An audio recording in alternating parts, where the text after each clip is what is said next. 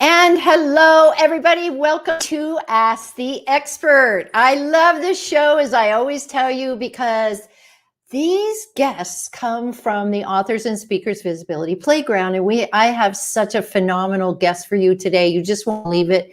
And I worked so hard to get her on the show. It's been very timely that she's coming on the show. And she has a new book that just came out.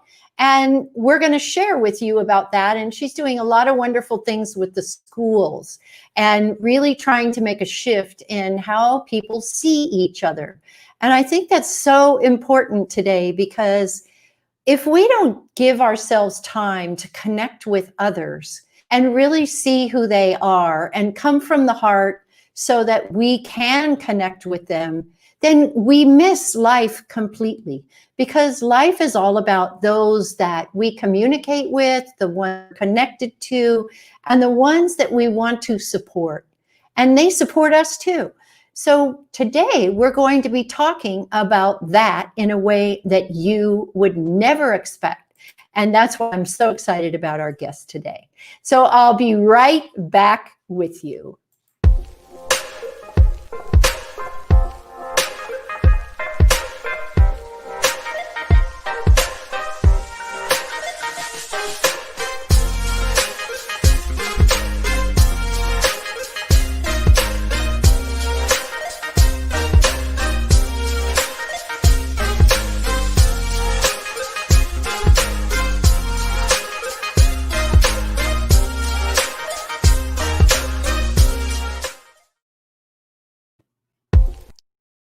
Hi, everyone, and welcome back. Boy, this is one of those days for internet faux pas, you know.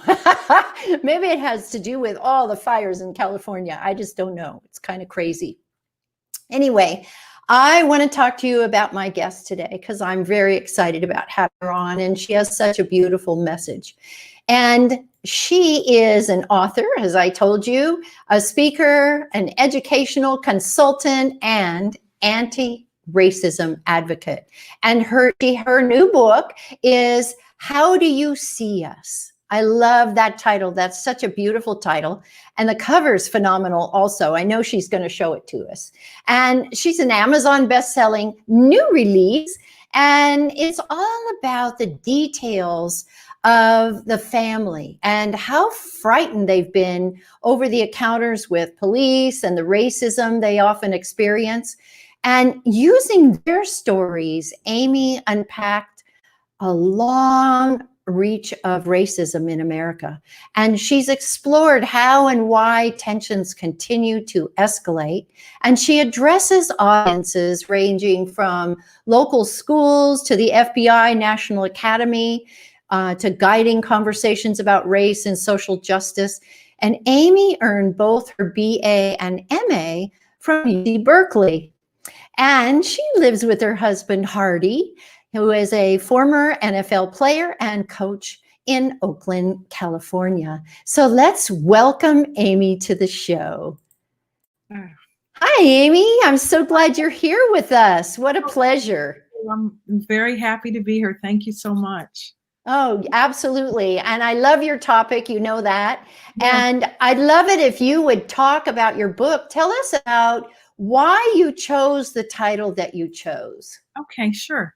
Well, the book that I wrote kind of chronicles my family. I have 3 kids. They're grown now. And my husband was, as Charlene mentioned, was a former NFL player. It kind of just went and I kind of chronicled weird things that are not weird, actually frightening things, but we didn't expect them. Things that happened to us either in day-to-day life, like being, we called the police because something happened and they didn't think it was our house, and then we had to ID ourselves. That was kind of like, wait, what? Ranging from that to being in the car, being stopped with guns drawn, and our 3 kids are in the back. Things you kind of see now, but thank God nothing happened to us to harm us. But it did harm our psyche and our emotions, because it put us at just, unease, a dis-ease all the time about how we were seen. And I guess one of the larger issues I wanted to convey with the title and the cover, if you can see it, that's a picture of my family. It's a illustrated version of a Christmas picture we had. But if you also see the glasses in front, black, everything's distorted. It's dark. We look mad. We're not happy like we look in the other, like we normally look. And so I wanted to address the things that seem to happen in interactions where there is something that happens through the lenses that some people see Black people and are afraid and think we're a threat or think we're criminal or whatever it is that is kind of like pathological. And I wanted to address that. I tell our stories about what happened and how frightening it was, but I also weave in just philosophical looks at why this is happening. And it really boils down to things that we learn in grade school about judging a book by the cover, basically. Right. Literally. Yes, you're absolutely right. Yeah, to keep it simple. But the cover is the skin, is your skin tone and what people think, preconceived notions, stereotypes. And it's just, I got some things were very, very dangerous that I talk about that happened. Some are just slights at, a grocery store. Some things, somebody thinks you might be taking something. And the main thing is that we always feel like we're on defense. We're having to defend, having to de-escalate or anticipate things. And that really wears on you. So I have a chapter on what I call the heavy toll and just kind of the burdens, the weight that creates to have to leave and wonder, gee, oh no, well, they think this is my car because we've been accused so many times of stealing cars. And there are things like that. So yeah, that is what I hope at a glance when you see my cover, you kind of get the message like, oh, wait, that's how they look. But, oh, what happened? And something happens through the processing of really what is reality and what people conjure up in their minds. So you and I were talking a little earlier, and you made a really good comment, and I'd love to ask you about it. And that is that you said you have to have a talk with your children. Tell me about that. Yeah. Okay. So the talk, and I should put quotations there because it's kind of like universally known in African American culture. It's the talk, and it's not just one talk. It's series and series of talks with your children about kind of what they need to know and things that they have to adhere to so that they can stay alive, so that they can not be profiled. Now, the sad part about it is that you can do, and I talk about this in the book, all the explaining and all the talking and all the going over, methodologies and how you should get out of a car if a cop comes or whatever it is, hoping to avoid danger or death. Sometimes, as we have seen in the media, that doesn't prevent anything sometimes. So that's the fear. That's the overarching fear, that you spend all this time instructing your children about places maybe they shouldn't go, or maybe they might be profiled, and maybe, all of these things. And, believe me, the kids get really tired of, not being able to just be kids. And so there's that kind of double whammy too, in the African American community. And but before I go further, I want to make sure that people understand that this is my experience, and it's a lot of people experience that I know, but we're not monolithic. So I do know some Black people who say nothing's ever happened to them, and that's wonderful. But so I don't want to speak for everyone, but it is something that's pretty common. I have a girlfriend who lives in Oakland, and she said that she raised her son in Oakland, and he got shot 7 times and had to go to court. I mean, talk about lucky he's alive. Yeah. And he did nothing in order to be shot 7 times. That is what frightens me. You don't have to do anything. That is what I talk about with those lenses. Sometimes if someone believes that you are what they believe you are, it doesn't matter if you have 18 degrees or how much money you have. you are still viewed as a suspect or as a threat, and people may harm you, and often do, as we see this past week. I don't know that that was warranted. So that's really sad about your friend and her son. And I'm here to tell you that, things have happened with my kids and my girls, too. It's not just the black males. It's black girls too, being accused of shoplifting, or maybe they're, wrong place. And the most unfair thing about it is that, you can do everything. You can go to, my kids went to Cal too, and they all have degrees from there. And one is a lawyer now, one is an artist, and a son in the NFL.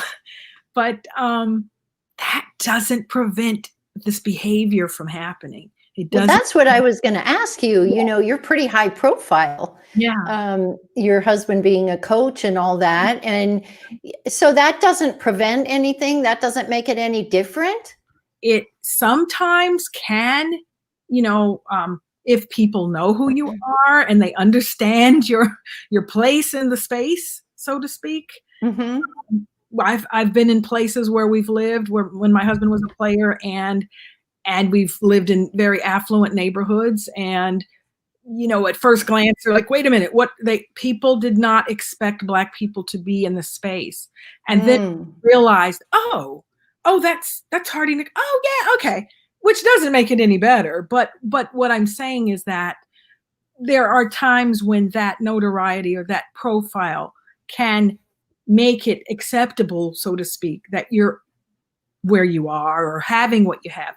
But the problem is that you run into random people all the time. We're on the road. We're driving through a town we don't know, and people spot you in a Mercedes, and they're like, hey, is that stolen? So you lots of people that I know in the same position have told me many of their stories too. And it's really disturbing. So you are working with the schools, you said. How do you open this conversation at the schools? Well, the schools that I have, they ask me to talk about different points, but generally it's kind of like, help, we need crisis intervention kind of thing. And for example, I can speak to predominantly black schools, and the message is a little different. It is more a validation, like, hey, I hear you. I know this happens. We need it not to happen. Let's try to just see how to, one, be safe, and also just see how we can organize social justice measures so that people can you don't have to go through all of this to be validated. On the other hand, I've spoken at largely white schools where there were so few Black kids, but there were Black kids, and they were feeling so outnumbered. With respect to diversity and inclusion, they don't feel like they belong at all. And so bringing points to them about how to interact and raising awareness around the larger group, the white kids. And many of them, I'll tell you one story. I spoke at a school up here in Northern California, out by Walnut Creek, actually. It was Akalani's Unified School District. And they have a Black student union and largely white kids.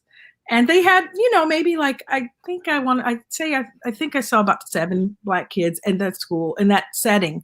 But I was happy to see there are all these white kids and Asian kids too, Indian, interested in the dynamics and interested in getting along and interested in supporting the people who are going through or had been called names. Things like that. So I've also addressed many different types of, compositions of audiences. And it just depends on, sometimes they just need help. Like, do you believe me? Yes, I believe you. I know what happened to me. And sometimes it's instructing and helping the larger group understand there's just behaviors that they can do sometimes that makes us afraid, and it's weighty, So how do they work with the kids so that the kids can work together? Because you know yourself that it all starts there. If we want to change it, it has to start there. And we have to start helping our kids see life differently, seeing other colors differently. Right. And how do we do that? How do we address that? Generally, what I've seen is it can be really problematic in any school where they don't have a strong mission statement and commitment to diversity. My kids have been in schools when we lived in other states where they kind of said they did, but the culture of the school was really racist. And so you have to come in and help, but also it helps with the school having, some of these schools have diversity, kind of like businesses have diversity and inclusion and folks on staff like that. Well, schools have that too. And they have counselors. It's not something that just a counselor can handle while they're trying to figure out where you're going to go to school and all those kinds of things. Someone who is trained in race relations and understanding implicit bias is a big thing. How people think, oh, I'm not racist, I didn't do anything. And they don't see it. They don't understand what it is. That is racist. And so it is important that there are folks around, whether they're on staff or whether I come and help or whatever it is, to help instruct and train teachers and staff and kids too, students. How to behave and what are triggers? What's history? They need history too. Sadly, a lot of history. Well, the history that they receive. I was watching a documentary called 13th. Have you seen that? Oh, it's wonderful. Yeah. Oh, it was a fabulous documentary. And I learned so much that I didn't know. I had no idea. And I recommend it to all my viewers to watch that movie because it really gives you a feel of what's real and what's really happened. And it's all documented. It's beautifully done. Hard to watch. I have to say it's hard to watch because it's painful to see that this is what has gone on. Yes. But I stuck with it because I really wanted to see, where all this was coming from, because even in the schools, when we went to school, we got a whole different perspective. And when I went to high school, there was only one Black boy in the high school. That's it, just one. Wow. And we nominated him president of the student body because we had a lot of respect for him. He played football, he played basketball, a really tall guy, he played basketball, and super nice guy. And he became president of the student body. Wow. So that was my exposure that I got. It was more positive. Yeah. So I haven't really been exposed to the other part of it. Now you've lived all over the United States because Hardy's been playing ball all different places. Yeah. So is there any one place that's better than another? It just really depends. I mean, there's lots of stuff on my list, like climate. I'm not if you're talking about that, I'm talking about the racism is what I'm talking about. Kind of being funny about I don't know if I really like those heat waves. But anyway, I'm getting them here now. But I have to say, when we lived down south, and that includes Florida, and we lived in North Carolina as well, there was just a distinct difference than what I was used to in California. Now, California had some issues too, but I was a Bay Area born and bred, and we didn't have the history here. This West Coast is newer. Yes. Regions down south or back east, right? So there was a lot more intergenerational racism that I saw. We were going to places where there had been plantations. We went on vacation in South Carolina. There were plantations, and we actually did a tour. So there was a different understanding of relations. There was a different understanding of where we were, what soil we were on in that region. But I will say, you might see someone with a Confederate flag or something here, or whatever it is that they are using as symbols of white pride. But down south, it was just like, wow. And that's a big deal down south. Really big deal. And we got name called, and it was like, but now there are wonderful people there too. So I'm not going to say that it's, don't ever go there. But I will say that you will probably feel history come alive.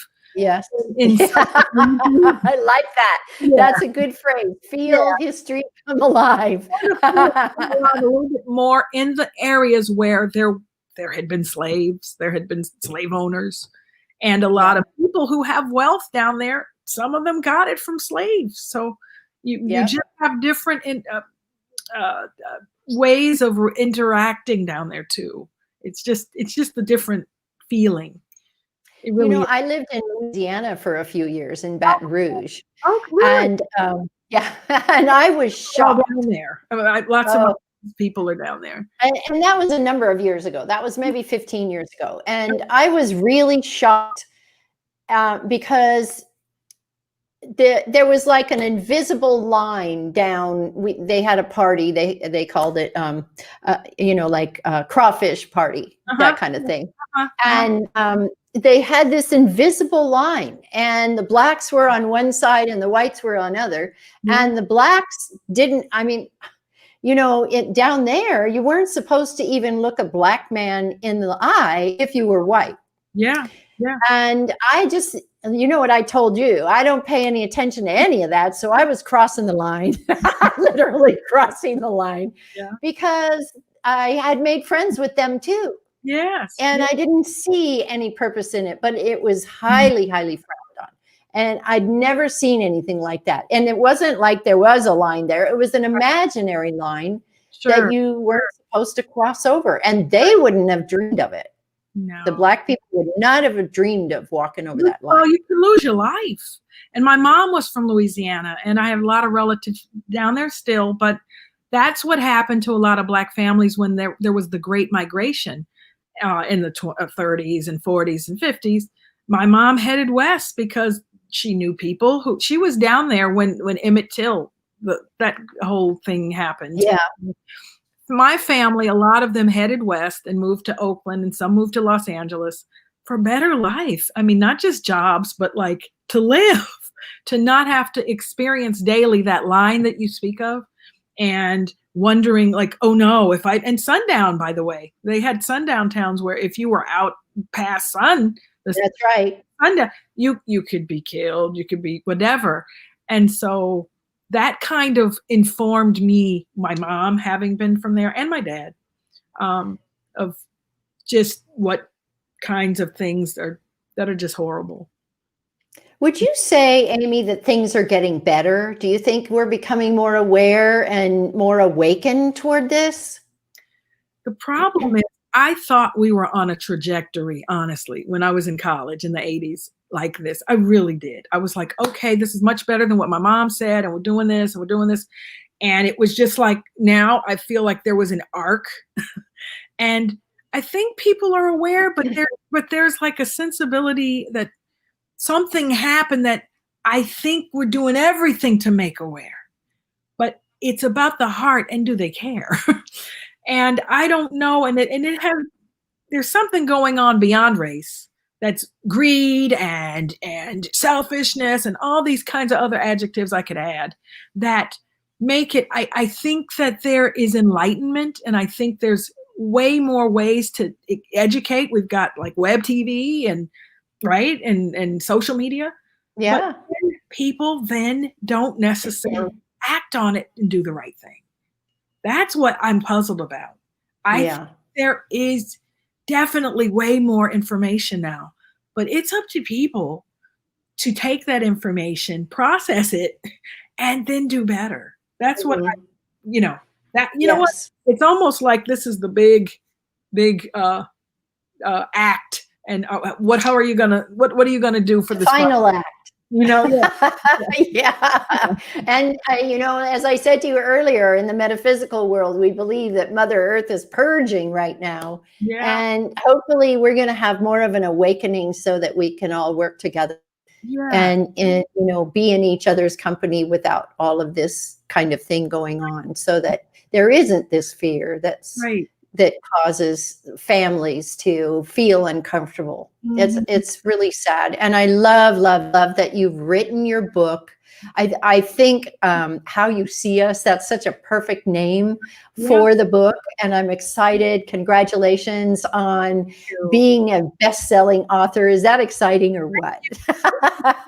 And I just, wow. I had always wanted to write a book, and I just turned 53 and I've done it now, and I'm not going to stop. So I've got more coming.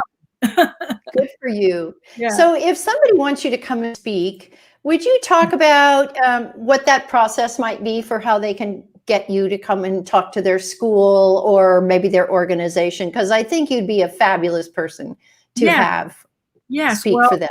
Okay, sure. I am in the process of getting aligned with the Speakers Bureau, so that'll be changing. But for right now, I have a website, and I'll continue to have the website, howdoyouseeus.com. If they go on there, there's lots of information about the book, about me, my background, and also how to contact me.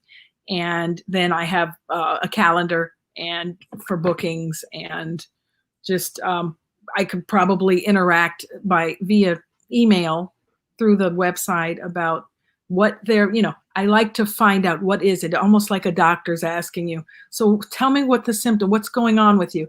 Because I've got all kinds of ways to present my experiences and anecdotes and solutions, but it's not a cookie cutter thing. Everybody, every school, every organization's got different needs, different concerns. Right. Absolutely. And that's what I love about speaking, is because people could just bring us in based on whatever it is that their needs are. Yeah. And I love that about being able to do that. But now we're kind of doing speaking virtually. Like we are right now. COVID changed everything. So it certainly did. So Amy, I just want to thank you so much for being here with me. I wish you all the best with your book. I'm very excited that you have it out. I mean, you're a fellow author. Thank you. Thank you for having me and giving me this opportunity to talk about it. You're certainly welcome. You're certainly welcome. So everybody, thank you for joining us today on Ask the Expert. I am very happy that you were with us. And we are with the Authors and Speakers Visibility Playground. And just as it says, it's all about authors and speakers. And we're going to be doing a 5-day challenge. I'm going to try and talk Amy into this so that she could put a program together with her book. And people who have nonprofit or nonfiction books can easily put a program together with it, because they're all about how to. And it's a 5-day challenge, and I think you're going to have a blast. So join us at the Authors and Speakers Visibility Playground. I'd love to see you there. It's such an amazing group. We have so much fun together. And we also do a referral group, a business mastermind referral group. And that group is just going gangbusters. It's sharing so much information with each other, and they're giving so many referrals to each other. It's just crazy how well that's working. So again, thank you for being with us today. I look forward to seeing you next Friday with another fabulous guest. And have a wonderful week. Stay healthy and stay safe. Bye.